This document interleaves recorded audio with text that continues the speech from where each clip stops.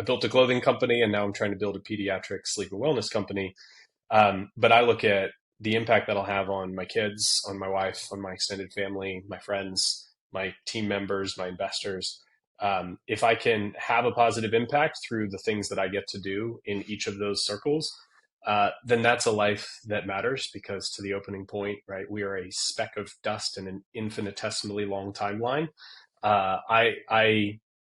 I think when I was younger, I felt this sense of I have to do something truly great, right? Like, what if I live a life and not everyone knows my name?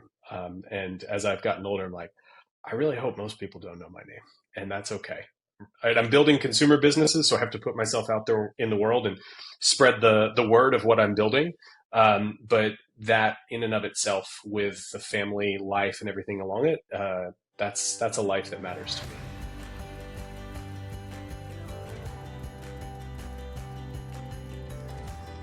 Thanks for joining me for this week's episode of People Are the Answer. I truly believe that people are the only answer to the world's many problems.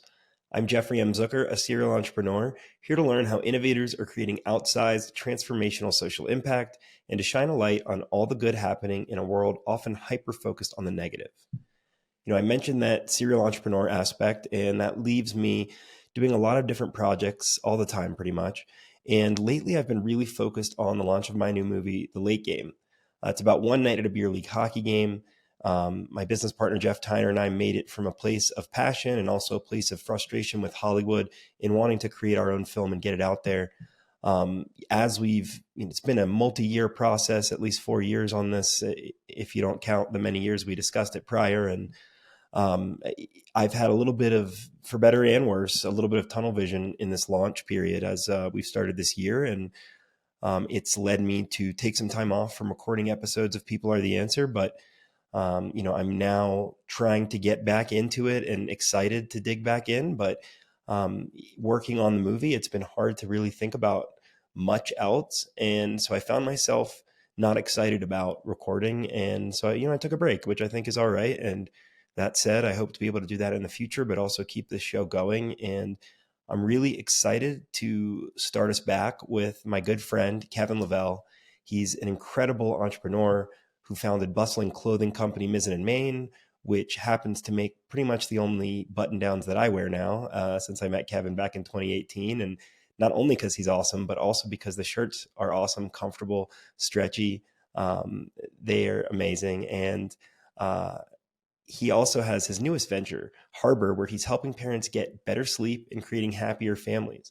In between startups, Kevin spent time working with Stand Together, the incredible multifaceted foundation that we met through. Kevin and I discuss his lead up to becoming an entrepreneur, including living in Dubai, his ultimately getting the itch to do his own thing, endless searches for perfect fabrics, the difficulty of getting good sleep as a parent, and so much more. Here is Kevin Lavelle on People Are the Answer. Kevin, thanks so much for joining me on People Are the Answer. I'm very glad to be a guest. I've loved listening to it, and of course, getting to know you over the last couple of years. This should be a fun. I think this will be our first recorded conversation, but glad to dive deep with you. Yeah, likewise. Certainly a fan since we met. I think it was 2018. And, I think I mentioned to you, this is my first recording I've done for the show in a while. I've been focused on my movie, The Late Game, and excited to get back into it. It's nice to do so with someone that I know. Makes things a little more casual. And I also mentioned to you that just over this sort of hiatus time, I've been able to think about the podcast and trying to make it less rigid, a little less formal. So, trying to go a little less scripted. So we'll see how it goes. Appreciate you kind of guinea pigging that with me. Looking forward to it, man. Thank you. Well, one thing that in a show that I love, Rich Roll, he started off, or he starts off multiple episodes sometimes just saying, "How are you?" And, initially that seems like, oh, isn't that just kind of a throwaway? But he said, well, that can change the whole dynamic of the entire conversation if people are honest. So how are you? Thank you. Yeah, and honesty is certainly important, including just not always presenting the Instagram, everything is beautiful, everything is wonderful approach. I would say overall, and I don't mean this superfluously, but overall, life is great. And studying history and some really great thinkers puts life into perspective because I'm breathing, I'm above ground, my family is presently healthy, um, and I get to work on things that I love. And so I got to, start off and not give a glossy version of that, but say I'm great because of all of those things. I am one of the most fortunate people ever. And there's a great book I love. Oliver Berkman wrote 4,000 Weeks, and he basically says like, yes, that, but also that you are alive in present day in the span of all of time. And when you think about the incredibly long odds that you exist at all, we should always remember that. Now, on the let's keep it real side, and also talk about some of the challenges. Launching startup number two over the course of the last, I've been working on it for almost 2 years. It's hard. Startups are incredibly difficult, and trying to launch something new is never easy to begin with. And it's just such an insane time right now. Raising money was brutal for it, and what I'm building, you got to raise a lot of money to build what I'm building, and trying to capture consumers' attention among the 42,000 things bombarding us every minute of every day. Um, and ultimately, I have to acknowledge that again, that is really hard, but I get to work on things that I love. And ultimately, I would generally sum it up. I can't remember. It was a not ritual, but somebody that I listened to recently that basically said, if you want to do anything worth doing and it's not hard, then it actually probably wasn't worth doing. So I remind myself of that in the moments of overwhelming stress and anxiety of trying to build a startup. Yeah, I can certainly relate on the difficulty of startups and the difficulty of raising money of late. It's been really trying, but I'll briefly go back to what you said about just sort of having perspective about how lucky you are, how fortunate you are. Certainly, those books behind you helped with that, and it's really important for people to sit back and have that perspective. Certainly, not everyone does, and I think the fact that you can acknowledge both things are difficult, but you're very fortunate, are really important things to acknowledge that they can coexist. Yeah, of course. And they coexist, and everyone's life kind of ebbs and flows. Some people, unfortunately, have far greater number of issues, health issues that can be persistent, family issues that can be taxing beyond, all explanation. But when those harder moments happen, savoring the good moments are all the more important. Ryan Holiday, I've been a huge fan of his work for a long time. There's a couple of his posts that really, really stuck with me over all the, I don't know how many hundreds or thousands of things I've read from him, and all the other stuff you see on the internet. He talks a lot about garbage time. And I have really, especially my kids are 5 and 7 now, tried to not make garbage time more perfect, but more so embrace what those moments are. And we've jumped straight into the philosophical, but I saw, I don't know whether it was Sahil Bloom or somebody like him, posted a, when you're on your deathbed, hopefully when you're really old, if you were to say I would like to go back and relive one moment in time, sure, Disney World is a really special experience, and sure, going on a beach trip, all of those things, but actually it's probably that like all of us in bed at 7 a.m. on a Saturday morning. Maybe it was a little bit earlier than I wanted to wake up on a Saturday, but everybody laughing and hugging and just existing together. Those are the things that actually are the most meaningful and impactful moments in my life, even if sometimes I allow myself to forget that.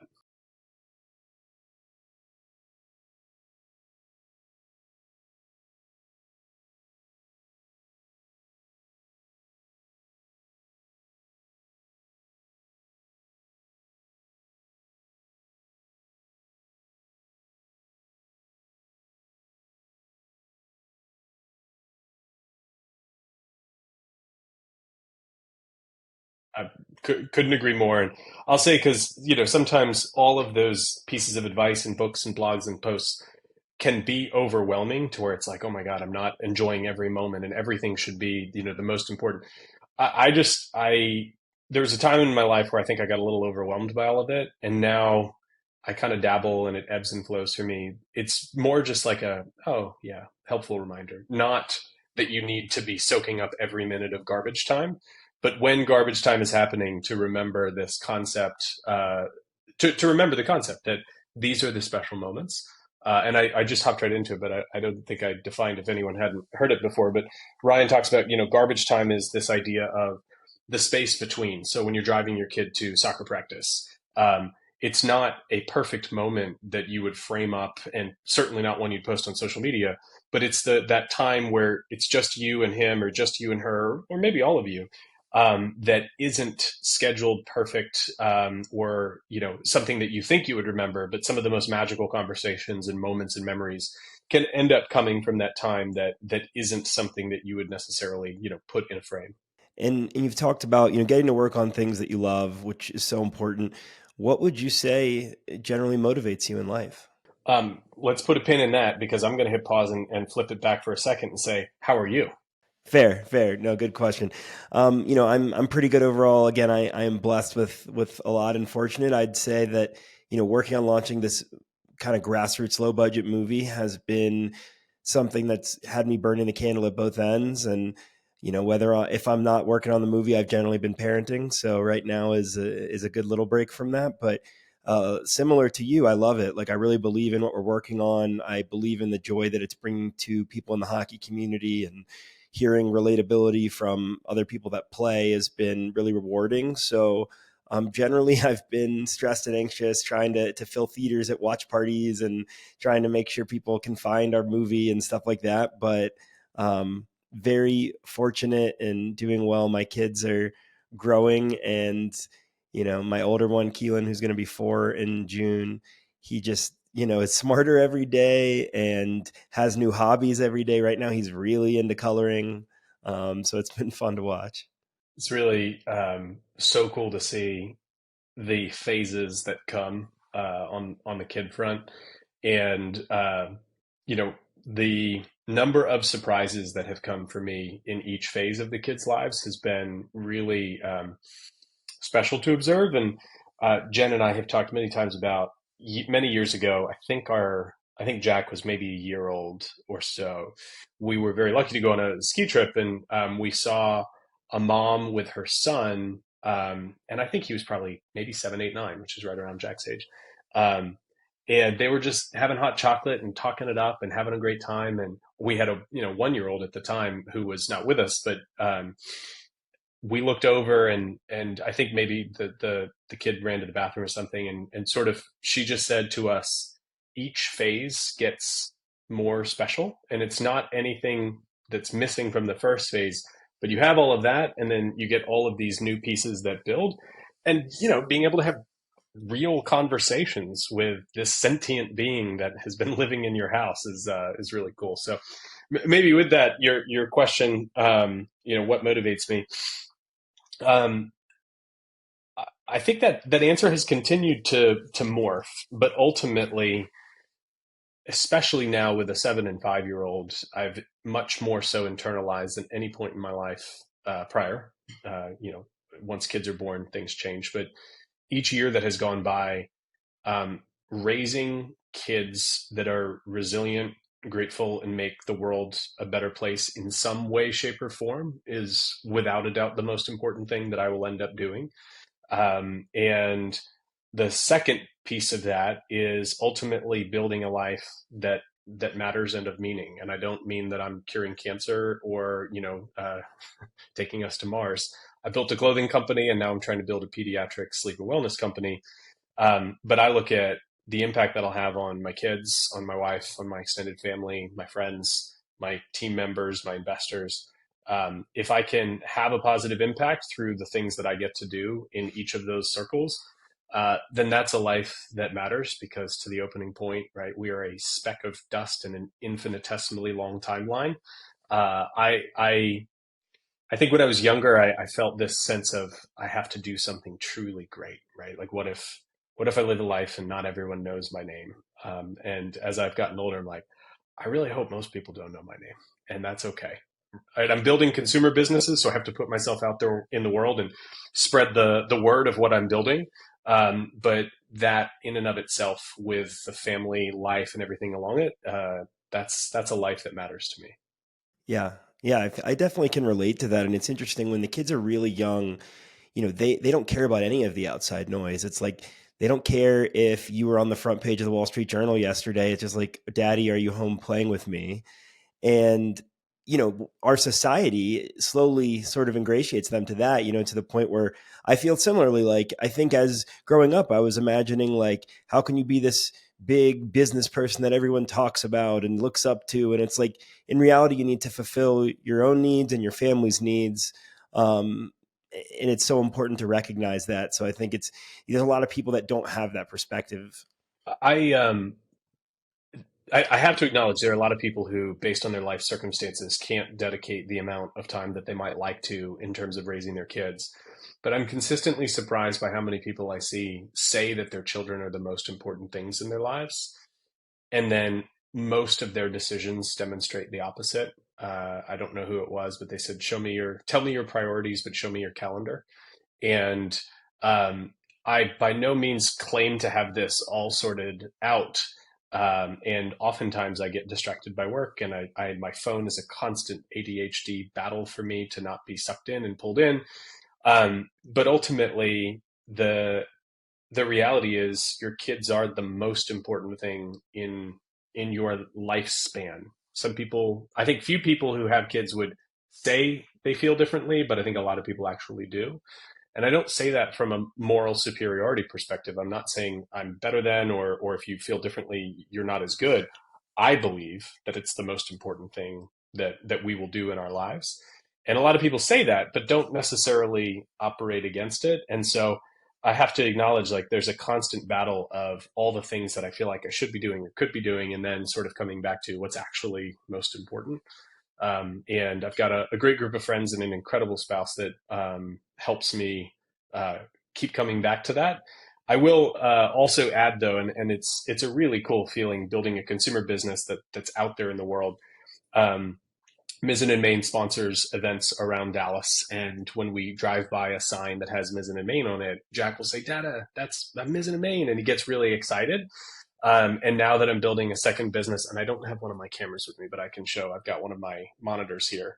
Um, he loves both my kids love coming into my office where I've got some of the prototypes, and they talk all about the cameras and the monitors. And um, having them see me do this matters a lot as well, because I work from home.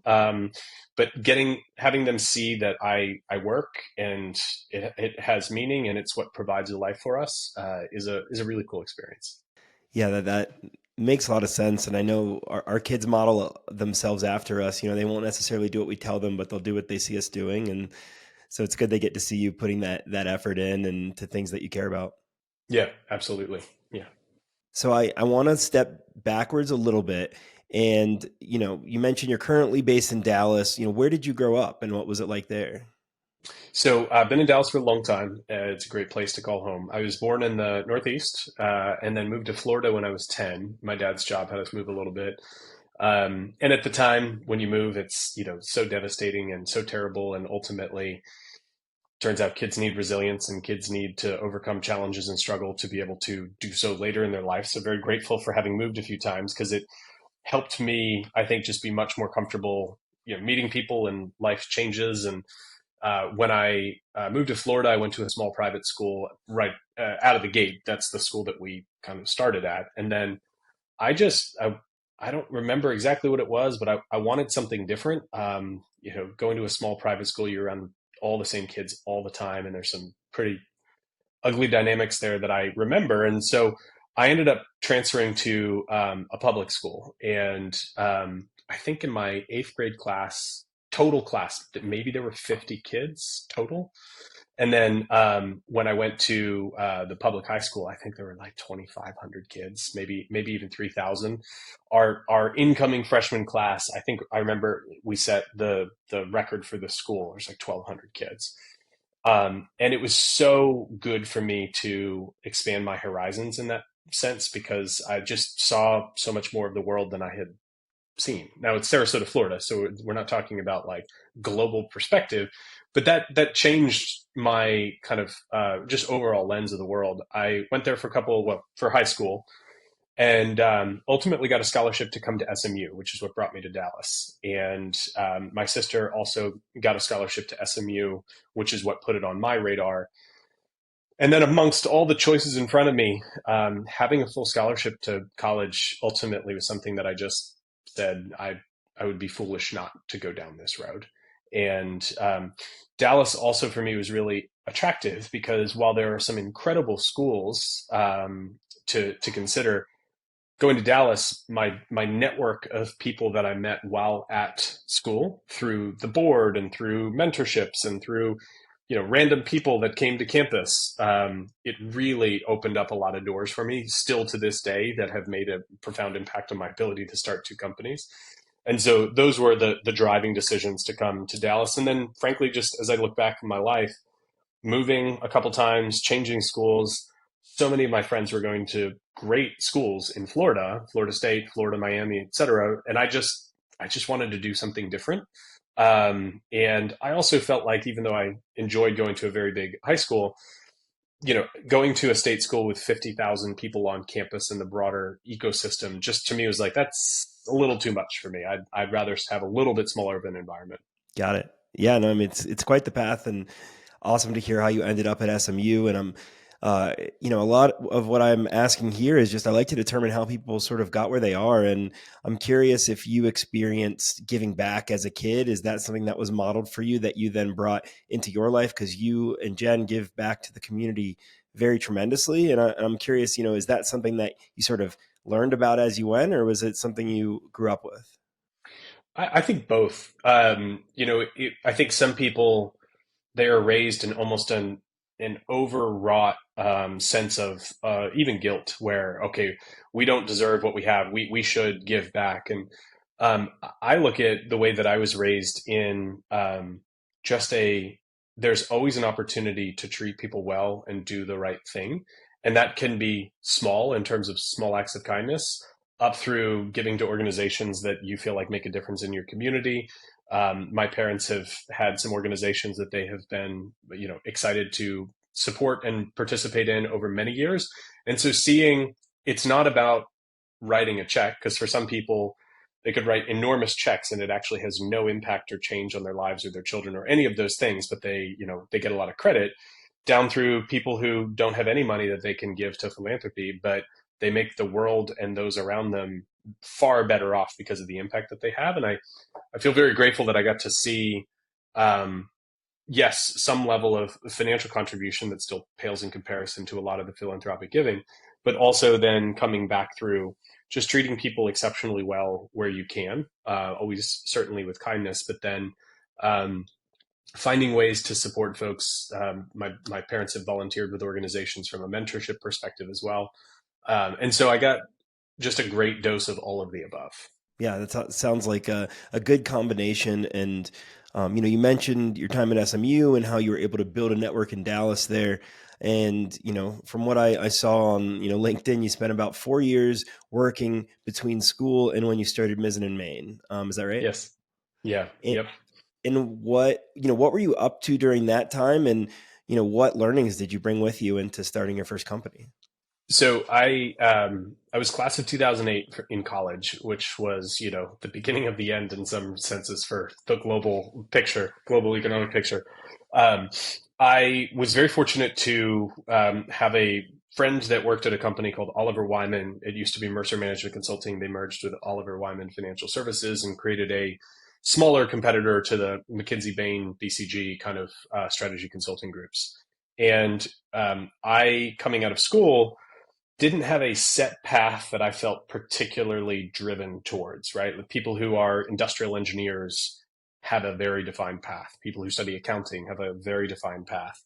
And I just didn't feel any specific pull. And consulting felt like a great option given some friends that I had that worked at these companies. And hey, what a great way to go learn from really brilliant people about a lot of different industries. So I got a job with Oliver Wyman, and that was in fall of 2007. I was right around the time, maybe it was just after Lehman Brothers officially collapsed. Um, And within a few weeks of that happening, we got an email. I think there were maybe 100 of us that were hired across the country in all their different offices. And they basically said, if any of you would prefer to go back to grad school or do a fellowship or deferment or whatever, we'll hold your job for you if you want to wait a year. Looking back now, I'm like, there's no guarantee they would have held that job. But I wasn't really interested in grad school for a whole host of reasons. But they also put in that email, if some of you are interested in going to Dubai instead, let us know. And I thought, wow, okay, that's pretty interesting. I'd spent a year studying abroad in college, and I was really interested in continuing to kind of spread my wings. And so I have this odd balance of, go for it, accept the change. And also I have a lot of questions and I want to be very detail oriented. And so I spent a day thinking about all the questions that I had for them about what does it mean to go to Dubai? I had a lot of questions. And so I emailed them the next day and said, yes, count me in, but I'd like to go through these questions. And they were like, oh, sorry, we only had 10 slots, and they were taken within 42 seconds of us sending this email. And I thought to myself, of course they were taken, right? You have all these people who are graduating college to go be a management consultant, and their offer is to go to Dubai. I screwed up by not just jumping on the offer. And something that my parents taught me more than I think maybe anything else was basically don't accept no if you want something to be true. Don't just accept no as an answer. Um, and so I basically said, can we please get on the phone and talk about it? Or maybe I sent them an email. I basically presented my case and said, I just lived abroad for a year. The whole reason I applied to Oliver Wyman was to get staffed abroad and if you say yes, I will sign on the dotted line immediately. I don't care about any of the details. And they responded the next day and said, yeah, sure, no problem. And, there's a lot of lessons to unpack in that. You can take from it what you will, but that meant I graduated in May, and I spent some time in Dallas over the summer, and then I moved to Dubai in August of 2008. It was a very interesting experience on so many levels. We had 130 people ish from 33 different countries in our one office. It was such a fascinating time on so many levels. The global economy is collapsing on one side. In the Middle East, things just really couldn't have been growing any more than they were. I had a lot of great colleagues from, frankly, all over the world. And though I'd studied abroad, the Middle East was a far departure from Europe and Australia and even Asia, frankly.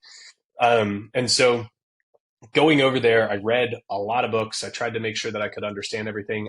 I got a Rosetta Stone and tried to learn Arabic. Day one, I got there, I realized I do not need to learn Arabic in any way, shape, or form. Basically, all the Emiratis have no interest in placating my desire to learn Arabic. They speak perfect English, and they're not talking to me in Arabic. But in that, I got to learn so much in such a short period of time, working with brilliant partners and leaders, but then also I worked in Dubai, worked in Abu Dhabi, worked in Qatar, and worked in Saudi Arabia for that year. And basically every month for a year, my friends, who I met all my friends working over there, we just went somewhere new every month for a year. We had a 4-day weekend, so we went to Beirut and I went to Turkey. I went to Oman. We did a road trip into Oman. Some of us went to India. It was such a cool launching pad. And being 22 years old, I had a apartment overlooking the Palm, Jumeirah.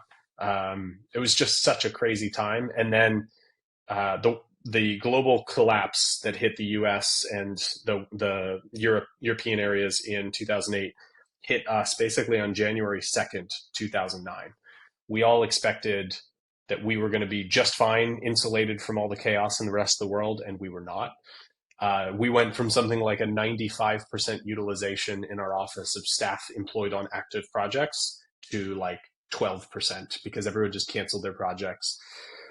So long story short there, I spent a year. It was great. I survived a round of layoffs and then decided, who knows how long this is going to last and if I'm going to get laid off, because it's a very real probability as a new hire in the Middle East for a consulting firm. I'll go back to the US and I'll start building my network there. So I came back to the US and spent another year working for the management consulting firm, just doing other work around the US. Sounds like a remarkable experience. I mean, at that age, it's so important to gain knowledge of all these different cultures and sort of incorporate it into your worldview. And so you left kind of a kid and maybe you came back an adult. Much more so. Studying abroad for a year is one thing, and it certainly opened my eyes. I got to go to a lot of different countries and learn a lot and study in other countries. But then as a working professional, having to set up your apartment and having to set up I rented a car while I was there, and trying to figure out all this stuff on your own, and not just under the cover of study abroad, where you can call the university and they can help you. Like, you're on your own. That was a certainly a way to fast track growing up. And then, coming back to the US for a year, I got to do consulting around the US, and ultimately I just, I could tell my heart wasn't in consulting long term. Part of it is, as a consultant, you basically are not a part of anything for any meaningful period of time. You are the smartest person in the room, even though I definitely was not. You have to pretend like you are. And then you hand off the project and you go to the next one. And then you go to the next one. There are lots of reasons consultants get a lot of grief, and they should. And also, there are lots of times where they can come in and make a real impact on a company that they couldn't have made on their own. But I just knew that wasn't my career. So I reached out to a mentor of mine, Hunter Hunt, who is the CEO, one of the CEOs of Hunt Consolidated. He and his brother-in-law both run the company, um, and basically said, I'm tired of consulting, and I'm very interested in, you've built a great company and potentially being a part of what you're building. And long story short, I ended up going to work for Hunt Consolidated here in Dallas for a couple of years. And while I was there, I learned so much about how a great company can be built. They have a great culture. They celebrate in an annual meeting, despite being a private company, they have an annual meeting. They celebrate work anniversaries starting at either 15 or 20 years on stage. And then they only celebrate every 5 years. So it's like 15, 20, 25, 30-year anniversaries. They call people up on stage. That's the tenure that they have built there because of what a great company they've built. But after working there for a few years, I just felt this pull on this entrepreneurial vision to say, I'm in my mid 20s. This would be a great place to build a career. And I know I would have a wonderful, happy life and get to do meaningful work. But I think I've got to, I think I've got to do my own thing. And that's ultimately when I started Mizzen Main. Got it. Yeah, I mean, I can imagine that pull, that most entrepreneurs get when they're in a situation that might be safe in some ways, but you really have that desire to create your own thing. And Mizzen and Main, incredible clothing company. I think the first I'd seen ads and stuff, but the first time that I really was like, oh, Mizzen and Main was, I heard you speak. You were being interviewed at a Stand Together event. I think it was 2018, maybe Colorado Springs. And yeah, I bought some shirts while you were on stage. I was like, all right, I got to try these shirts out. Thank you. And yeah, absolutely. And now they are, pretty much the only button downs that I wear. Super comfortable, stretchy. They don't wrinkle. I can be a sales guy for Mizzen and Main. You are a great salesperson, and I will say, certainly plenty of my friends have our product, but I have this warm, fuzzy feeling for you, Jeff, for so many reasons, but also I basically have not seen you in anything but a Mizzen and Main shirt, and that is a level of product love that I just can't thank you enough for. It's so awesome to see. Absolutely, I appreciate it. I mean, when I love something, I tend to go all in, one way or another.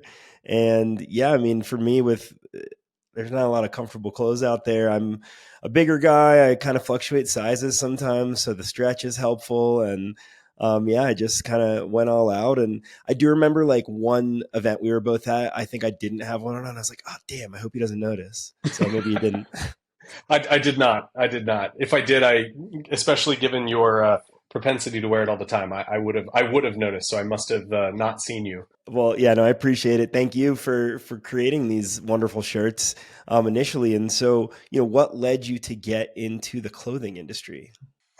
Certainly no historical fashion sense or experience in textiles, branding, design, or manufacturing.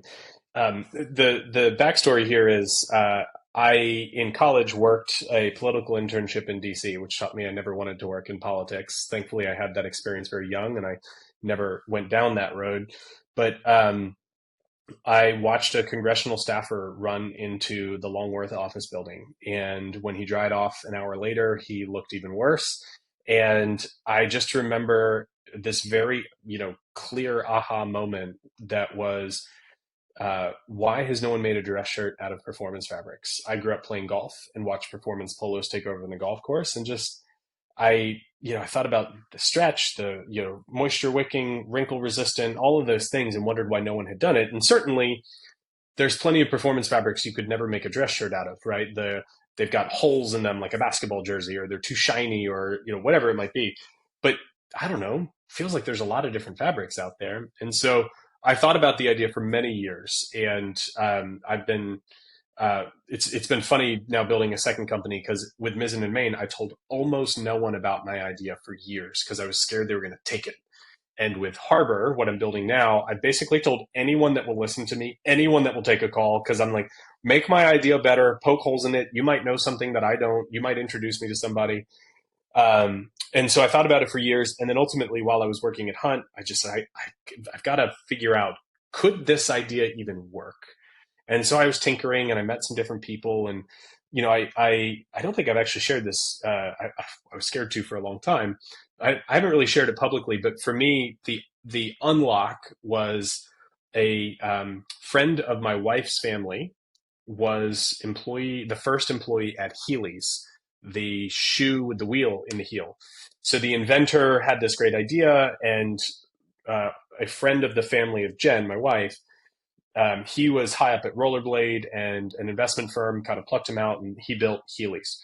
Um, and as we were talking over lunch one day, because I was just trying to figure out how do I do this, he basically said, I don't consider going to a trade show. I didn't know what that was.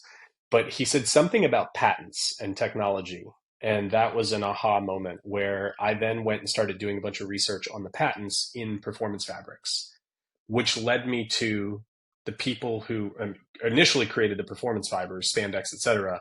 But that was a rabbit hole that led me down to the people who make the fibers. Humorously, I started calling these people who make these fibers, and they're like, we don't sell fabric. We sell fibers to people who make fabric. And so I was like, all right, well, who do you sell it to? Like, give me your list because I'm going to go call them. And that finally got me to the point that I had this initial performance fabric. I had a local seamstress make me my first shirt in 2011 because I didn't want to call anyone who made shirts in mass for fear that they would take my idea. Also, they wouldn't make me one shirt. But it was Christmas season of 2011. I remember coming home and I had the first prototype on. And as I walked in the door, our dog had made a huge mess, and my wife was cleaning it up because I had come home from my job and picked up the prototype on the way home. And I stood there very proudly, kind of like, here it is, because she knew what I was working on. No one else did. And she basically said, are you going to help us clean this up? Are you going to help us? Are you going to help me clean this up? And I said, well, what do you think? She said, what do I think about you helping me? And I said, I'm wearing the shirt. And it was this idea that we'd been talking about for years, that I had been dreaming about for years. And the fact that she didn't know I wasn't wearing, a basketball jersey dress shirt, basically, told me that this crazy idea could work. And so I started tinkering and, trying to figure out how to, in my spare hours, make this thing a reality. And then in spring of 2012, aside from Jen and I actually got married that spring, I was asked to take a more prominent kind of outward facing role within the Hunt organization. And I was like, this thing that I've been tinkering on the side, it's not taking up much time because there's not much I can do yet. I'm still trying to figure out what I'm doing, but I know I'm going to go do this. I have to tell them because I can't accept this outward facing role and start interfacing with people on an external basis, knowing that I'm going to leave. And so I had to confront the hard reality that I wasn't ready, but I wanted to do the right thing by a great employer who had always done the right thing. And so I told them that I was going to leave to go start my own company. And they were very used to hearing, you know, that would go compete against them, that would try and be a service provider to them, or, something like that. Where understandably, most people are shown the door that day. Like, go ahead and close your laptop and we will escort you out the building. Um, and then they were like, shirts? Okay. And I remember vividly, they're like, well, when do you need to leave? Because we had a very small team and I was basically the only investment analyst on the team. And I was like, probably not for another couple of months, but I just couldn't not tell you at this point. And they're like, all right, well, I guess tell us when you can't do your job anymore. And they were so gracious, which gave me some extended runway to get the rest of my act together. And I've been so grateful to them ever since. And several of them have ended up investing in Mizzen Main and now Harbor, which is a great testament to the relationship that we were able to build. Yeah, I mean, that's remarkable when you can get that kind of support from an employer. It shows the type of people that run that organization, and really glad to hear that. And so you created this prototype out of this dream, and yeah, the fact that she didn't notice you were wearing this prototype is pretty cool. And give me the short version of how it went from this prototype shirt to a company actually selling shirts. Um, there were a couple main things to solve. One was naming the company and coming up with some sort of brand identity. I didn't understand or appreciate how much I would need to solve that over time, uh, at the time, which is probably a good thing. And then finding someone to make 1,000 shirts. It was an unsexy job of calling as many manufacturers as I could possibly find. Eventually, someone said yes to work with me. On the branding side, the fun part there was my wife's. She worked at an ad agency. Her design partner, because she was the business side, her design partner's husband was also a creative. And the four of us were out to dinner. I told him about this kind of thing I was tinkering with. And he said, oh, well, you should name it Lavelle, because that's what, fashion people do. I'm like, that is not me. And the ego to name the company after myself when I'm not an apparel person just doesn't feel, it feels incongruent. And so I ended up coming up with a small equity agreement for he and a copywriter, and we went through all these iterations. I sort of wrote this free form, free flowing prose of the type of brand I wanted to build. And the way that I sum it up is, if Nike and Ralph Lauren had a baby, it would be us. And we talked about, I want it to look like a normal shirt, but I want it to have the performance characteristics. And he came up with 10 awesome names. Mizzen Main was what we went with. It was such a fun process. Jen and I had come up with hundreds of names. Every time we would go out to dinner, we're just sitting, by the pool or whatever, we would just start writing names down. But Mizzen Main really stuck. People don't appreciate how difficult that process is. Naming businesses is miserable. Yeah, and you can come up with 100 that you love, 50 that you say, I would definitely do this, and then 45 of them you can't for trademark reasons. The .com or .co isn't available, et cetera, et cetera, et cetera. It's one of those things that, like, the brand name means nothing until you make it mean something, but you also got to get it right to give it the potential. And people can point to, the Nike swoosh, and they're like, Phil Knight paid someone $10, and sure, that's a very rare example of the branding process being somewhat flippant and turning out exceptional. So we ended up making the first 1,000 shirts, and then in July of 2012, we published the website. Brooks Powell was the first customer. I will never forget Brooks being the first customer of Mizzen Main. And after 2 or 3 days of some friends and family buying some shirts, then our sales went to zero. And it was an oh boy moment when I realized, oh, this doesn't just happen. You have to now go sell these shirts. And I mean, the fast forward version there is, for the next year, I basically just did anything I could to sell one shirt at a time. I went to marathon expos. I went to, bike races. I stood out on Katy Trail here in Dallas, handing out water bottles with our logo on it. I set up a rolling rack at Gold's Gym, and, I was friends with some of the front desk people. They let me just kind of set something up. All of those things, we did $50,000 in 2012, the 6 months into 2012. The next year we did $250,000. And then things just went, just hockey sticked up and to the right. And that's when, I'll say the real fun started, because things were not like, I don't remember the last day where we had zero sales, but I do remember one day just going, oh, I haven't seen zero in a while. And that's when I don't want to say it got easy because I mean, all sorts of Yeah. new problems came along. But that's when I remember talking to some angel investors along the way, and they're like, you don't have a business here. And I was like, I know, but here's what I'm going to build. And they're like, you don't have anything yet. And then, I think it was probably a year later, we were really rolling. It was like, oh, wow, we actually have a business here. This is a real thing now. Yeah, that's got to be a great feeling, and um, it's really cool to hear how you were hustling at the beginning, and that's I can always relate to that amongst my new businesses, and they all require that, to really get them off the ground, and you learn a lot doing that. Yeah. Yeah. And, ultimately, you have to try a lot of things to figure out what will work. And then in 2015, we sponsored Tim Ferriss's podcast and we signed an endorsement deal with JJ Watt. And it was that 2015 was the first year where, I mean, we were just, it felt like we couldn't miss. We introduced the Leeward line at that point in time. And I think I think the first Leeward run of shirts there were four styles and we made 1,000 of each. And we sold out of all four, across, you sort of hit sellout point when you no longer have like mediums and larges, and there may have still been some individual units left. It was like 7 days. We sold out of 4,000 shirts. And that unfortunately gave us the confidence that we couldn't miss. And there were lots of misses that came after that. Um, but the fun story there is, we were, I don't know, Jeff, if you've ever had one of our Spinnaker shirts. We don't sell many of them anymore, maybe if at all. But we could only do two colors with Spinnakers, white and a color. And I mean, we did basically every iteration you could imagine in 2014. And we had this moment where we sort of said, we're going to run out of color combinations and people are just going to stop buying this check pattern of one color and white. And so I was on this life or death mission to find the next fabric where we could do patterns. And I spent, I don't know how many hours in trade show fabric showrooms, everything, just doing anything I could to find a fabric.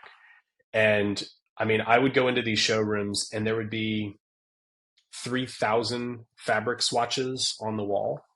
And I would basically just go, no, no, no, no, no, and just feel these fabrics to say, could this be a dress shirt? And, I would love one and then realize it's basically the same thing as our current problem, which is I can't do multiple colors. And this one showroom in New York, I found this, it was a gingham pattern with eight different, maybe a madras pattern with it was madras with eight different colors on it. And it was a whole gold mine moment because now I can do other colors. And to the outside world, they just sort of like, oh, this is a cool new pattern. And for us, it was like, we would not still exist had we not found that fabric. I don't know when we would have found another one, but I think that was in late, I think it was maybe in mid 2015. And then we debuted it, I want to say in maybe late 2014, we debuted it in mid 2015. And it changed everything for the business. Yeah. Wow. And I mean, you guys definitely have a lot of variety now. There's some tremendous options. I'm glad that you found that. And, you built this awesome business. It was growing. And then, we met during this time at Stand Together in 2018. And then, in 2019, we were served the surprise that you were going to step down as CEO. And I'm curious, what led to that? So in 2017, we signed a growth equity investment deal with L Catterton, the world's largest consumer retail private equity firm. Catterton Partners is a 30-year-old storied PE firm based out of Greenwich, and they merged their entities, and I'm probably saying it wrong, but with L Capital, which is the investment group from the LVMH group, and then Bernard Arnault's family office. They did this big merger for El Catterton. In 2016, my son was born December 1st. I signed the term sheet with L Catterton in that delivery room, which was quite a memory. We closed the deal a couple months later, and we were just on this rocket ship. Again, it felt like we couldn't miss. There was a new crisis every day, but it also felt like we couldn't miss. We're going and go. I'd seen enough other entrepreneurs and talked to enough people that I said, I want to bring in an executive coach that can help me identify what I'm missing for myself and the team. And just this awesome coach, her name's Julie. She came in and we did this robust assessment of myself and got 360 feedback from the board and the leadership team. And the summary of that was a few things. One, she said, I need you to internalize that this thing is likely going to fail and you fundamentally don't believe it will. You need to get right with the fact that statistically it will. And it's not some cliche that you're just like, oh yeah, no, most businesses fail. Like, you really need to understand that. And basically, like, you are really lucky that it hasn't yet. And the second piece of that was kind of understanding the team that I needed around me, in some cases that I had, and in some cases that I didn't. And then also, what am I great at, and what am I barely hanging on to, and what do I need to not be doing at all now that we're at a certain size? And anyone who's built a business from the ground up will resonate with, there's this phase where the mistakes that you make, you can just sort of like, well, we survived.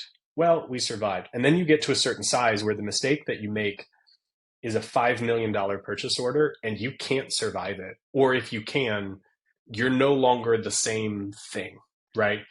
And so I will gloss over some of the specifics to be respectful of some people involved, but like, we needed one or two roles in.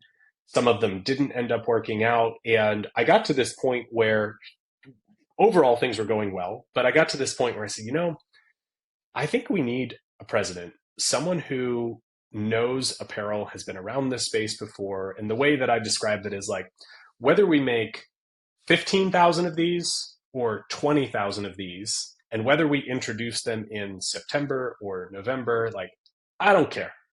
I just want to go sell the next $10 million worth of product, and I'm good at that. But I don't necessarily want to be on the phone yelling at our manufacturers, our 3PL, like all that stuff. Some people are born for that. And that is something that I have barely survived. I've done enough right to get us to this point. So I'm sharing some of these specifics because I really hope that they are helpful to someone listening, and to do that real self-assessment. And it was around that time that I said, I'm ready to hire a president, that I got an email from Brian Hooks, the CEO of Stand Together. And he said, Chase and I are going to be, I think he said something like, Chase and I want to have dinner. Chase Koch's founder of Stand Together Ventures, president and founder of Koch Disruptive Industries. He said, we'd love to have dinner sometime soon. And I basically said, like, sure. I'd been around the Stand Together ecosystem for a couple of years.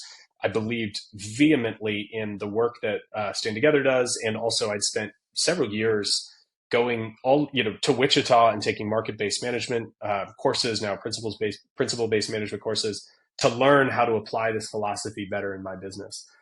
And so it wasn't a surprise to get an email, but it was a surprise, to say, like, let's grab dinner. So I remember saying, well, sure, where do you want to have dinner? Chase is in Wichita and you're in DC and I live in Dallas. And he said, oh, we'll come to Dallas.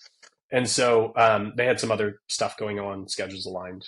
And at dinner, they asked if I would come on board to help drive some real innovation and change within the group that you and I were a part of. At the time, it was called New Leaders, and then also build some new capabilities. And the easiest way to sum up what was asked at the time was, how do we help nonprofit and for-profit entrepreneurs aligned with our vision accelerate their capabilities with technology and this group and the broader Stand Together community? That was a heavy dinner in terms of, okay, this is not where I thought my life was going. And certainly I knew there was a lot to unpack, but I also felt this pull of, I don't think I can turn this ask down, because I had moved to this place of being ready for someone who knew how to build an apparel company to come in and take a meaningful role in the business, right?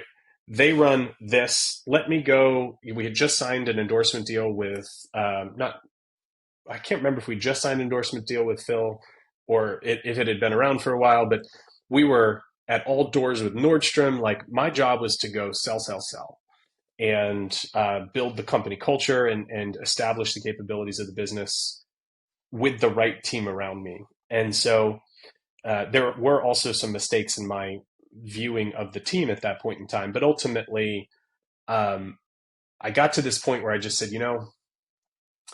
I don't know, so many people who are founders are not the right people to take their business to the next level. And I'm not ready to leave Mizzen Main, but maybe this is a sign that like I can leave on a real high note, hand the reins to somebody who can take us to the next level, and I can be the founder of that successful thing rather than the guy who wouldn't let go. That was a big part of what I was processing. And then ultimately, because of the work I'd done with the executive coach, I just remember thinking again and again, like, what are my weaknesses and what am I best at? And anyway, I've been giving a lot of details here and I feel like I've been talking too long, but long story short, decided to bring in a new CEO and I would remain on as chairman of the board and stay helpful wherever they needed me. And I would embrace this chance to go really make a very positive impact on the world. And lots of excitement, lots of challenges. My wife and I had just moved into a house that we'd spent 6 months renovating to the studs. And we were in our dream house, our dream spot. Everything seemed like it was perfect. And through a big monkey wrench in our life, our daughter, I remember talking to Brian in the delivery room with my daughter about taking this role. So we got the two delivery rooms with big consequential contracts. But ultimately felt like it was the right call for everybody. And yeah, that was a longer answer than I intended, but hopefully enough details to provide some real meat there. If you're enjoying this episode, I would greatly appreciate if you could review, like, comment, or subscribe on your favorite platforms. Your engaged support goes a long way in helping the show grow and getting our impactful guests heard. Now back to the show. Yeah, definitely. And folks want to go back and learn more about Brian Hooks, they can check out episode 43 with him.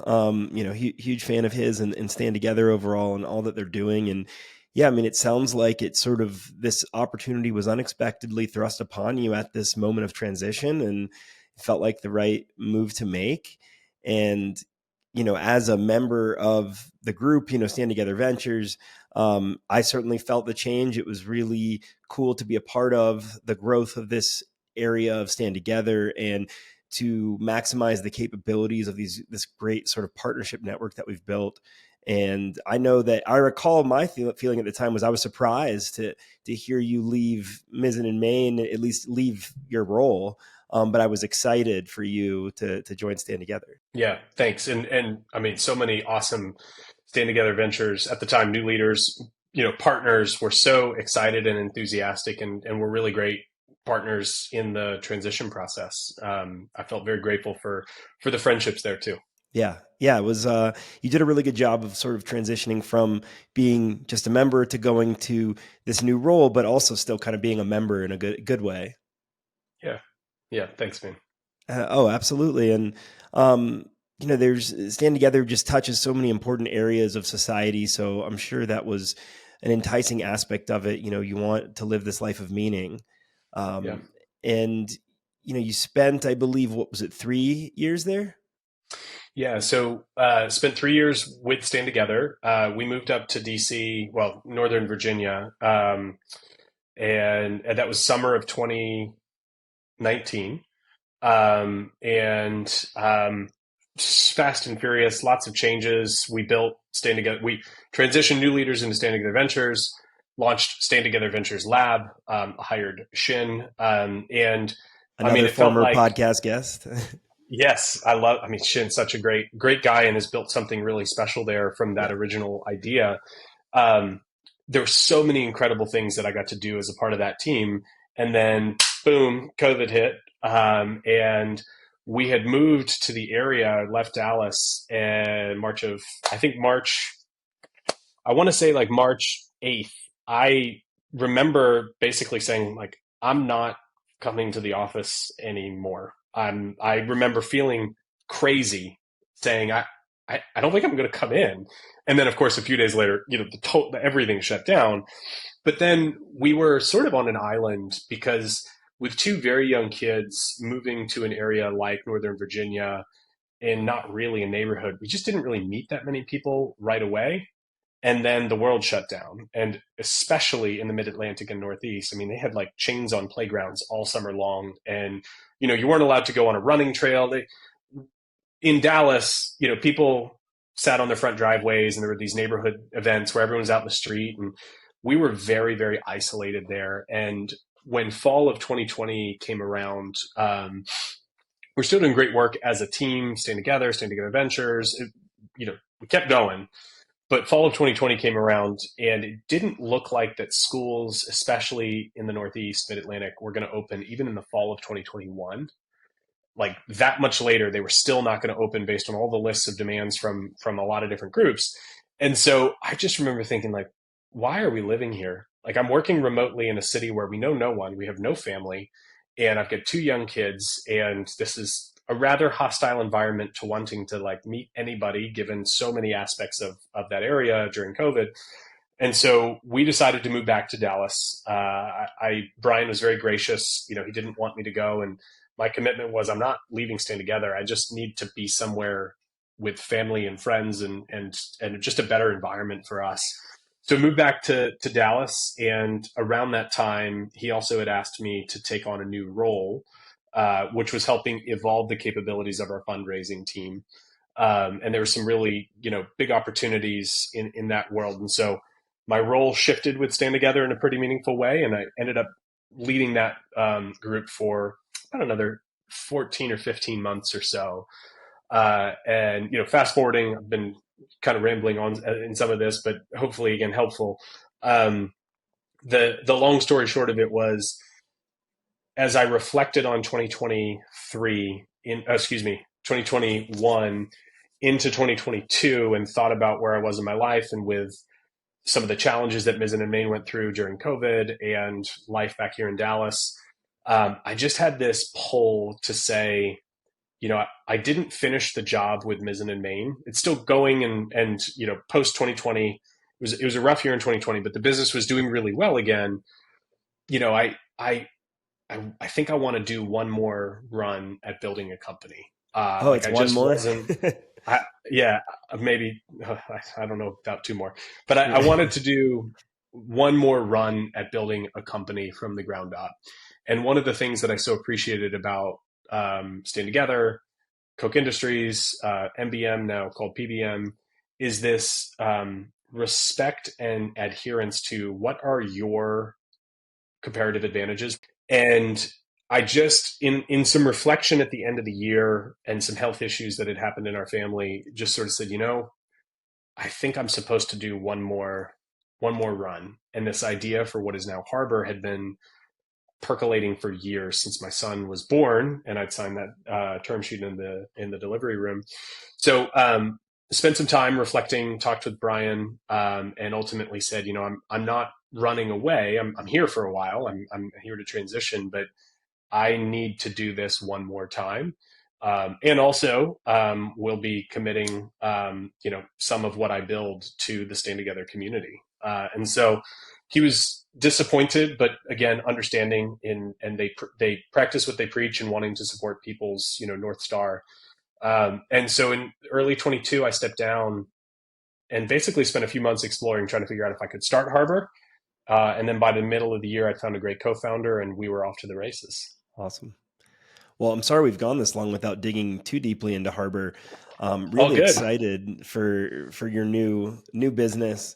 Certainly one that I can relate to the need for. We can dig into that a little bit, but talk about when the concept started percolating, when you first had kids, to how it made it to a point where you were like, I'm going to dig in and do this. Yeah. So when my son was born, I did a whole bunch of research, and any parent knows that when you tell other people that you're going to have a kid, you get a list of recommendations. Here's the car seat. Here's the stroller. Here's the this, this, this, this. Really, no one says that about baby monitors because they're pretty antiquated, frankly, junky devices.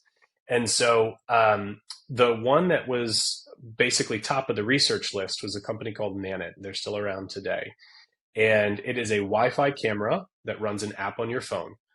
And I thought, oh, cool, an app on my phone. That's great. I don't want something else.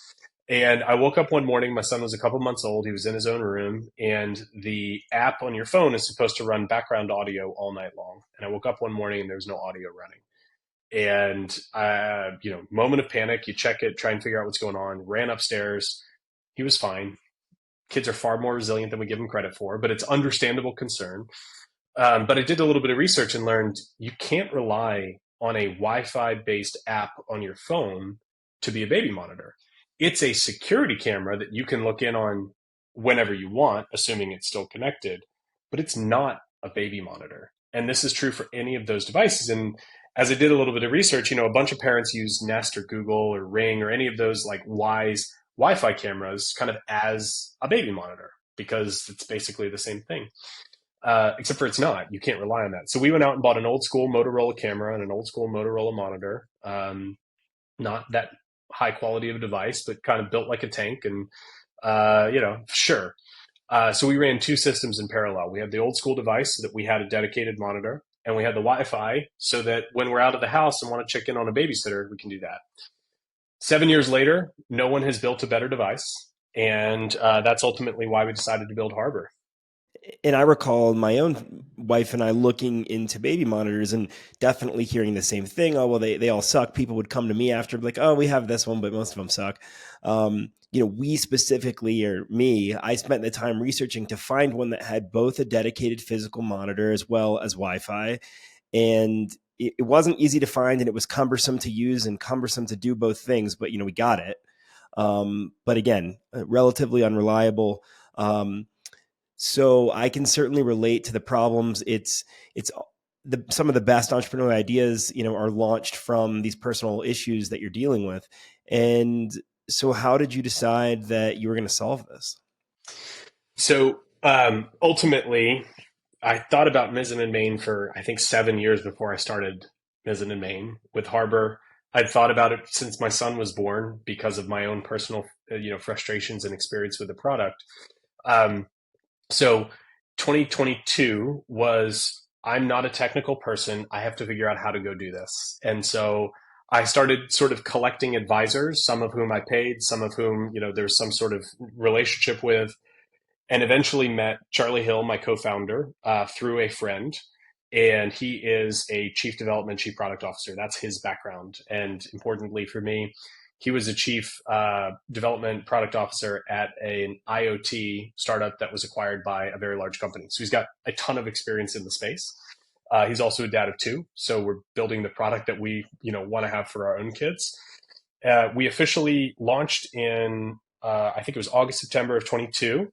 We raised a pre-seed round from Trust Ventures, which allowed us to get going and bring some contractors on board and start paying for, all the stuff that goes into making electronics, which is incredibly difficult. Yep. Not least of which is because we're making a camera and a tablet, and the camera and the tablet connecting to each other directly without internet in a reliable way is actually a very difficult problem to solve, and no one's really done it. It's very janky, and they're basically workarounds that people have used so far to sort of hack together that experience. And we basically said, like, I want the iPhone or the Peloton experience of a baby monitor, and just no one has made that before. So the kind of key milestones for us were finding the chips, the silicon that actually power the devices, and having those companies agree to work with us, finding ODMs to actually build the product, and then starting the process of building out everything else, the actual software, the firmware, and all of that. And in the interim, one of the things that came to light through this process was the opportunity to build a remote night nanny platform. And the idea here is, instead of someone coming into your house for $400 to $700 or more a night, if you can even find somebody, which you can't in most cities, what we wanted to do was democratize that access to sleep expertise. Because we have built the product ourselves, we built in a whole bunch of reliability and security so that if you were to say, I'd like your help, what we do is you grant us access to your camera and tablet, our monitor. We then turn the volume all the way down all night long and turn it back up whenever you should go in and take action with your child. So if something is wrong, or if a threshold is reached by which a professional night nurse would say, it's time for me to go in if they were in your house. Well, they're not in your house, they're remote. And so we've got a bunch of fail safe backups. And the idea fundamentally is you should be able to sleep unless your child really needs you. And if they cough or they cry for 30 seconds and stop, you don't need to go tend to your child. But as a parent, it can be 30 to 45 minutes before you go back to sleep. And so you can go a whole night without actually going into your child's room and not sleep at all. And so, like, that's something that you don't really internalize until you start to raise your own kids. Even if you are doing a great job and you're following all the right steps, you could be awake all night long. And so what we're doing is saying, we will have a professional who is trained in this, and we've already done a dozen of these, that will make it so that you are aware if you need to go in, but otherwise you won't hear anything. And so we've done a dozen of these trials, which I'm sure we'll talk about. And the results have been amazing. People have told us that we changed their lives. And we are excited to be able to bring this expertise to such a wider segment of the population that could never afford something as incredible as a night nanny. Yeah. I mean, wow, I love that. And when I tell people about it, that's what I say is you're democratizing, the sleep expertise. I really appreciate that. And, our family was fortunate to be part of one of the beta tests. And, for that part, you were using one of those Wi-Fi type cameras that we were giving you guys access to. And then you had a remote night nanny that was watching, our son sleep. And, the first part of like, getting over not having our own monitor on all the time. That was tougher for Jess. I wanted sleep. But it's such a huge thing to acknowledge that like, you don't need to hear every cough. And we immediately got significantly better sleep. I remember our night nurse, her name was Brittany, and we just had it set on our phone so she could get through the do not disturb if she needed us. And like, it was relatively infrequent, and we'd had a tough time prior to that with, when Rowan was pretty young. And it was amazing to wake up to, having a good night's sleep. Yeah, and I think importantly, I didn't want to betray too much of this if you weren't ready to talk about having gone through the process. Yeah. You all had already been through it once, and this is your second child. And I remember Jess telling us at the end of the trial, the beta test, you gave me hope to have a third child. To which you were like, okay, hold on a second, wait a second. But it doesn't matter how good you think you are at it. When you are going for weeks or months on end without healthy sleep, there is a sense of desperation that can come along. And what we found in doing our research is there are plenty of parents who could afford 24/7 help, and they could get all the sleep that they want, but they don't necessarily feel comfortable with someone in their house, or they don't want someone else taking care of their child. To each their own. I pass no judgment, and everyone needs to find the best way to raise their kids. But our point is we can bring a level of expertise to bear with technology that has never been possible before. And one thing I just want to say, if anyone's listening to this, be like, oh, it's weird. Someone else can look in on your camera. The way that we frame this up is we can never see anything on your camera because it is encrypted unless you grant us access to your camera. So a little bit like Zoom. If you don't give me screen share access, I can't see your screen when we're on Zoom together. So this is only possible if you grant us access. You've been through an onboarding protocol and process, and there's a lot of work that happens before we would just be able to work with you in that regard. But we've done, again, about a dozen of these trials, and they've been life-changing, and we are so excited to be able to expand the number of people that we're working with here.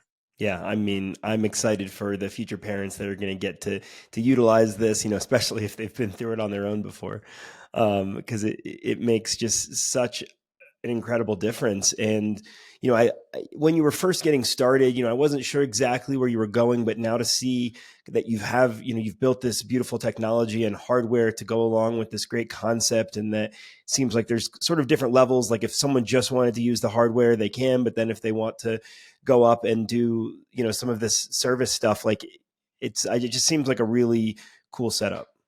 Yeah, thanks. The way that we've approached this is there are going to be some people that are going to say, I've got it, or I don't want help. And so if you don't want to work with us from a remote night nanny perspective, you don't have to. You won't be billed for it. You're not paying for it and not getting the benefit. We have our camera and our monitor and all of our software and features. That's one package. And then parents can choose to work with us from a remote night nanny perspective as often as or as little as they would like. Yeah, that's awesome. And I hope that people that are struggling, do end up trying it out and seeing how much it can change things. And it's that, like you said, it's that happy medium between listening to every cough and having someone in your house. Yep, 100%. And ultimately, we've taken some of that inspiration to when your child is 18 weeks old, you need to hear everything. I get it. But when they're 18 months old, you actually need to hear almost nothing. And so, past the sleep training phase, when you would no longer work with us from a remote night nanny perspective, we've built smart audio, which intelligently filters out noises at the comfort level that parents are good with. And so, some parents are going to want to hear everything. That's fine. But I just remember, my daughter 18 months old, she'd have a cough one night. It'd be like cough, cough every 5 to 20 minutes. And that means I'm awake all night long. I don't need to hear cough. I need to hear if she fell out of bed, if something is wrong, if she's screaming. I need to hear that at an age appropriate level.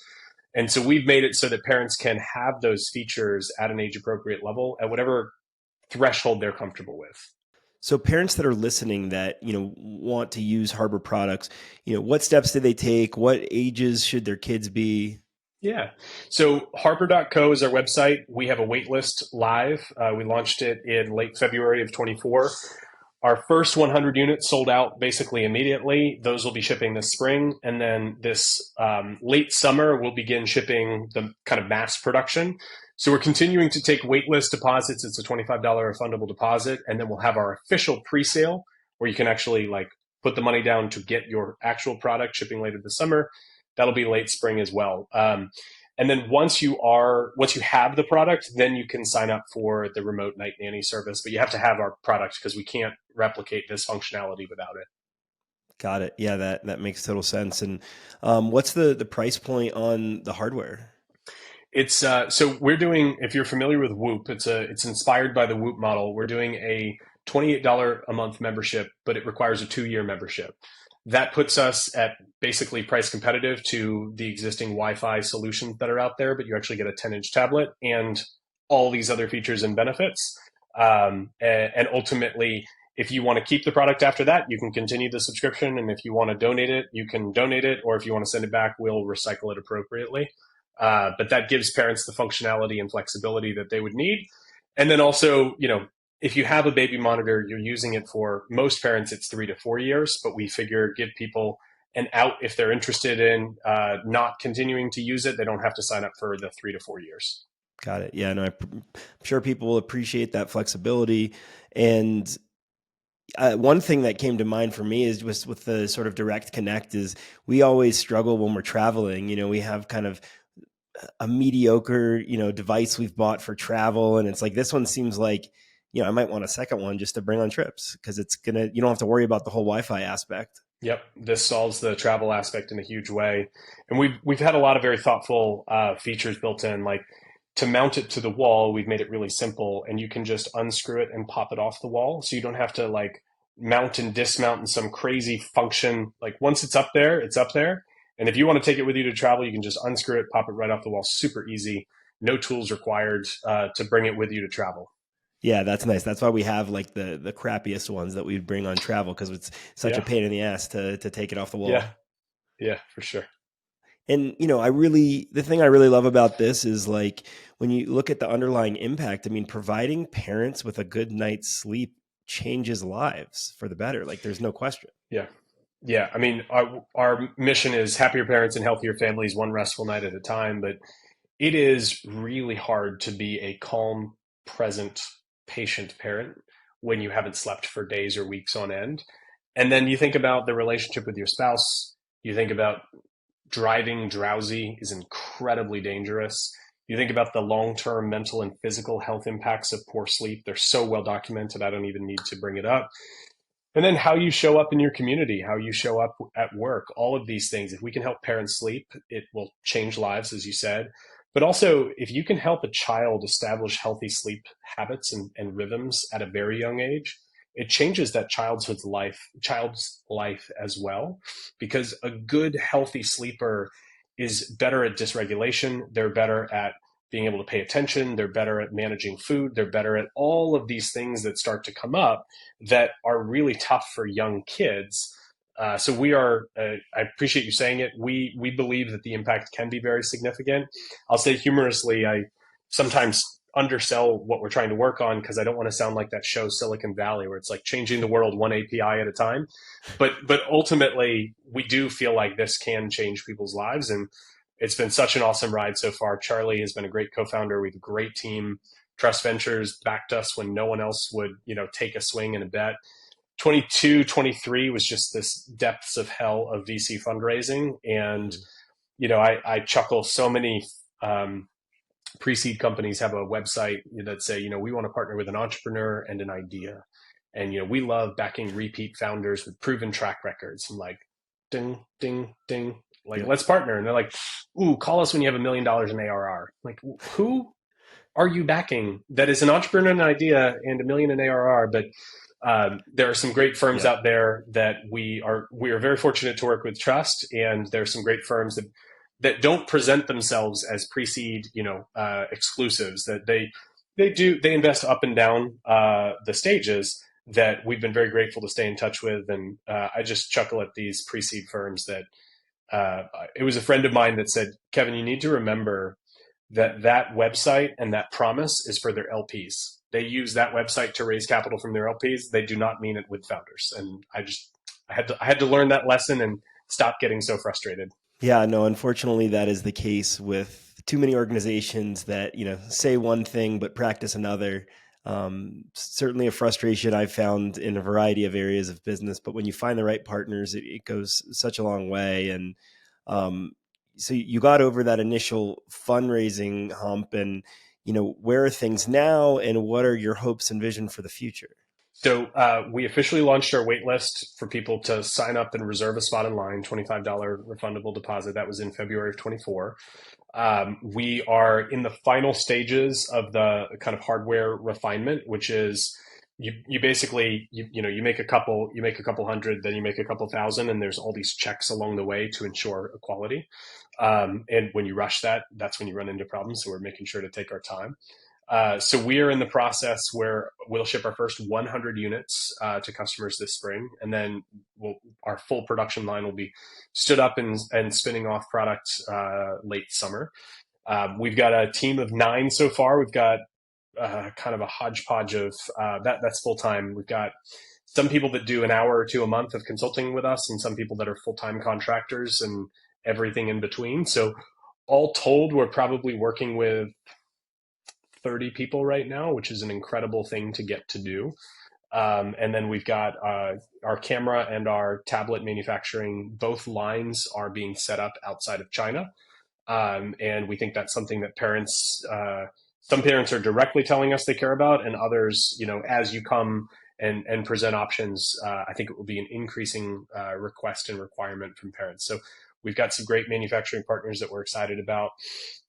And then now it's just about spreading the word. I reached out to you about, okay, I'm finally ready to talk, because for a long time we were just under the radar. We didn't want to tell anyone what we were working on publicly. I would talk to anybody about it, but we weren't broadcasting what we were doing. We didn't have a website up because we wanted to be ready to present appropriately to the public. And so now, I'm telling everyone that'll hear about it. And the response has been fantastic. We've got hundreds of people on the wait list after a short period of time. And you think about a wait list for a baby monitor, that's kind of a small total audience. So we feel like it's a good initial validation, and then we'll move to pre-sales, and then we'll begin shipping product. Love it. Well, really excited for that. And that reminded me to circle back briefly to something you said earlier, which is when you were thinking about Mizzen Main, you were kind of scared to tell people. And with my first entrepreneurial endeavors, it was similar. Like I was like, I can't tell everybody about this. They're going to steal it, et cetera. And the reality is that, ideas are a dime a dozen. It's all about execution. And most people don't want to or have the ability to execute on your vision. No, definitely not. And the other thing is, especially as someone who feels like, man, I just came up with this really good idea. A lot of other people have had that idea. There are very, very few original ideas. It's all about execution and delivering real value to the customer. And this is part of what I'm so excited about with Harbor is a lot of people are very scared to create a physical product company for a whole host of reasons. But I look at what we will create, creating value for parents, of course, but also our product will be a part of their life for years in a very meaningful way. We will be there in their homes with them. That is a way that we can build a relationship with a customer that can last far beyond the physical product in their lives. And our vision is to create this entire stack of services that can create real value for parents. Every parent that I know has had it's 2 a.m., something is wrong, I don't know what to do. I'm not calling 911, but I'm definitely wanting to talk to somebody. And that is a lonely and scary time for parents. And we aim to solve that gap for parents. Now, certainly other companies can do pediatric telehealth, but we think with our relationship with customers, we're going to be able to offer more services because we're already a part of their lives. And I don't mean this as to try and sell everything that we possibly can. I'm saying we're already there. They'll have an app that is a part of our ecosystem. Just press a button and be talking to a doctor. How great would that be? That's a big part of our long-term vision as well. Yeah. Yeah. I mean, that as a parent, you can imagine some of the heart attacks that people are starting to have in the middle of the night. And, we're fortunate that my wife has an aunt abroad who's a pediatrician. So she's on a different time zone, works out well for us, but most people don't have that.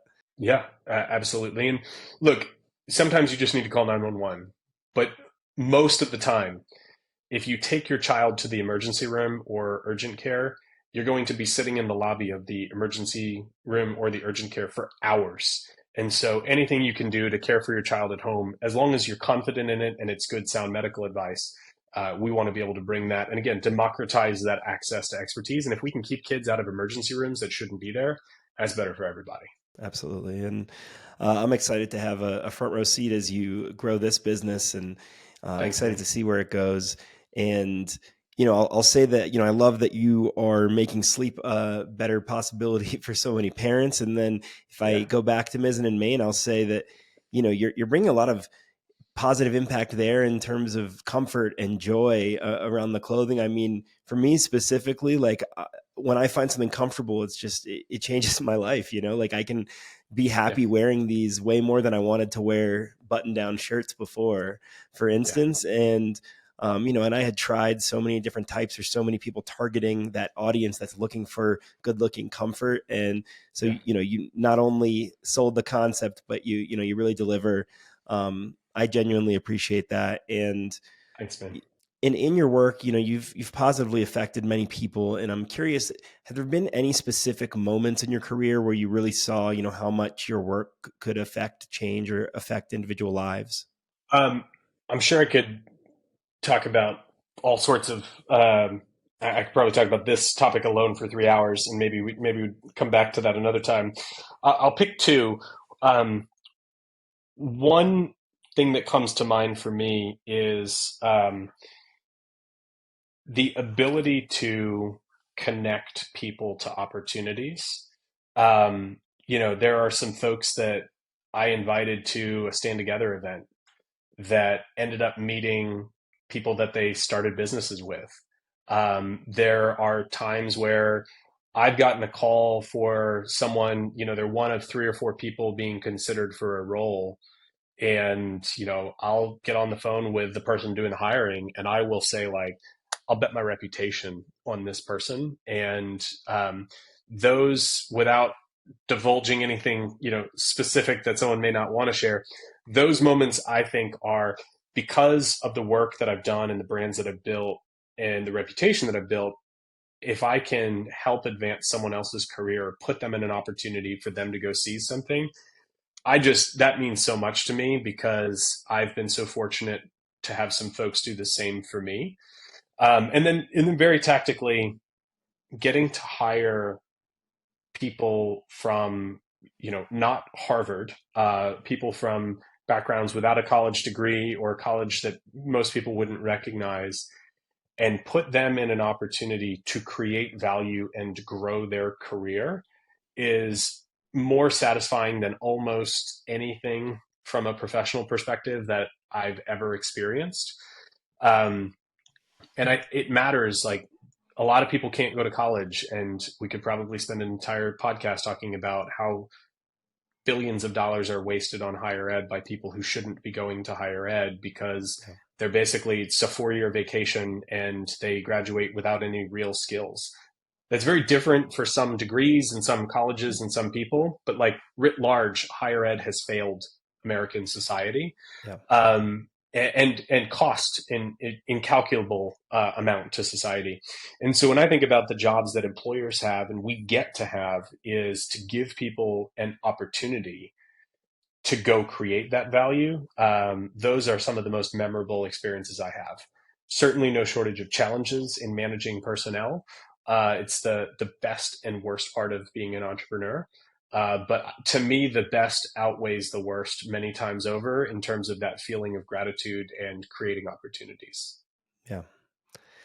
Yeah. I agree 1,000%. And it's really cool to hear, how your journey has gone and how, it's impacted so many. And you have an amazing family. And aside from family, if all were to end tomorrow, whatever that means to you, what are you most grateful for or most proud of? I think I would sum it up in the time that I have been able to spend with my family and some really great people. So Ryan Kent is now the CEO of Mizzen Main, and one of the greatest people I've ever had the privilege of knowing. Just every part of him is like the best of any of us. I get a little emotional thinking about what an incredible human he is and how gracious he was with me over so many years, and being both a friend and a colleague. Um, and being an entrepreneur means, kind of, as you said, burning it on both ends. I think I'm doing a little better job this time than I did the first time.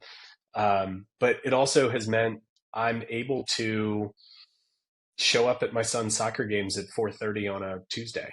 And it was a mentor of mine who told me that, like, you're going to feel the weight of it more than most people in business because of the weight of your role, but also you get to say what the priorities are. And so you get to say, I'm going to be at my son's soccer games.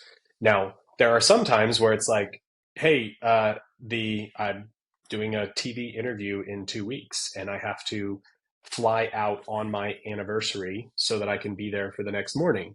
Now, my wife is very supportive and understanding. We're going to celebrate the night before, but also, like, more times than not, I get to drive that prioritization, and I am very grateful that it has enabled me to build such meaningful relationships with my kids. And I look at some friends who, they have a stable job, but they also stably work 80 hours a week in an office outside of their house. And I'm okay with that trade off for my family, that I get to be here. And certainly the stress is very different. But I'm very grateful that I get to build a life where I'm around my kids.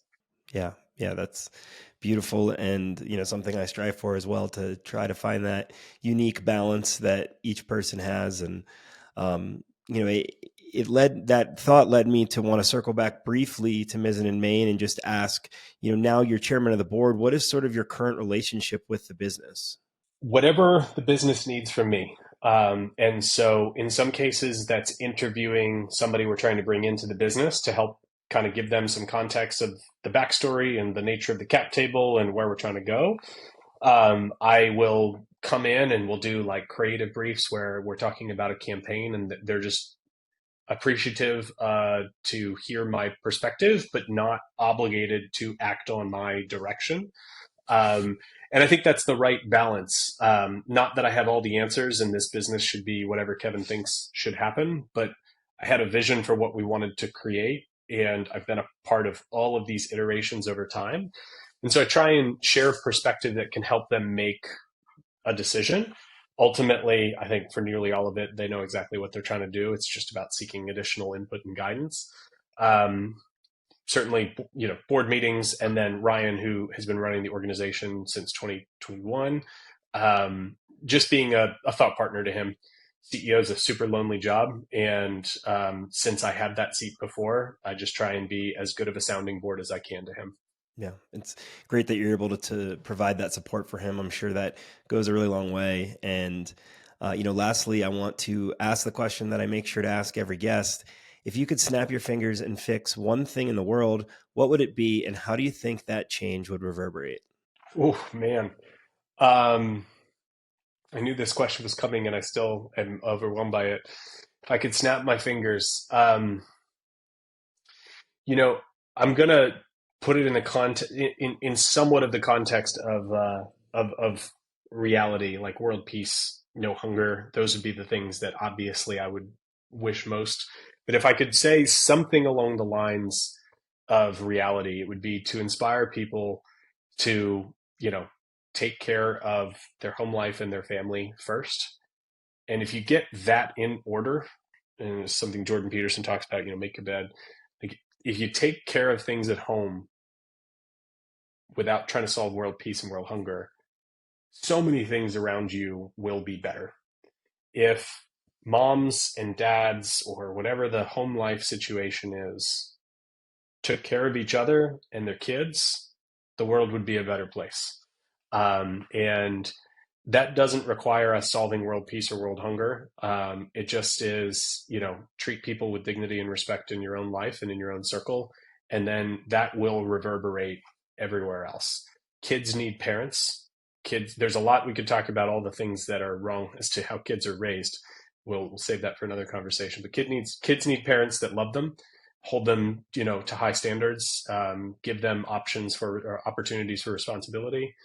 And kids need parents that love each other. And if we could do that, I would say that would solve a lot. And I could come up with 100 more answers to that question, but that's what I'm going to go with. Yeah, no, I truly believe that would reverberate. Families taking care of each other, caring about each other. I know, Ryan Holiday says a lot. The best thing a dad can do is to love their kid's mom, and whether you're together or not, loving the mother of your children is so important. So I think that the way you've explained that expands on that, and what a better world we'd be if people were able to do that. Amen. Appreciate it, man. How about you? What's your answer to that question? You've heard lots of answers to it. What's your present answer to that question? Oh man, yeah, I'd say it certainly changes with all of these, but in terms of snapping my fingers, I generally would say giving people the resources that they need to survive, so that the individuals on Earth don't have to worry about everyday survival and can instead focus on what they're passionate about and find their true potential. It's great, man. It's great. So it's been awesome talking to you. Would love to have you on again in the future, see how Harbor's going. But in the meantime, those listening, how can they best support you, your work, your impact? Right now, the most important thing would be tell anyone who's a parent that has a baby monitor or needs a baby monitor to go to harbor.co and sign up for our wait list. And depending on when this airs, buy one of the devices, so that we can help transform families and help parents get sleep and help kids get healthy sleep habits. And then the second would be, we're going to continue from the question a minute ago, would be, love the mother of your children, and love your spouse, and love your kids. Yeah. Awesome. Well, I love that. It's a great way to end it. Kevin, thanks so much for your time. Thanks for sharing your story with us, and I'm excited to share it with the world. Thanks, Jeff. Appreciate the opportunity. Thanks for listening to this episode of People Are the Answer.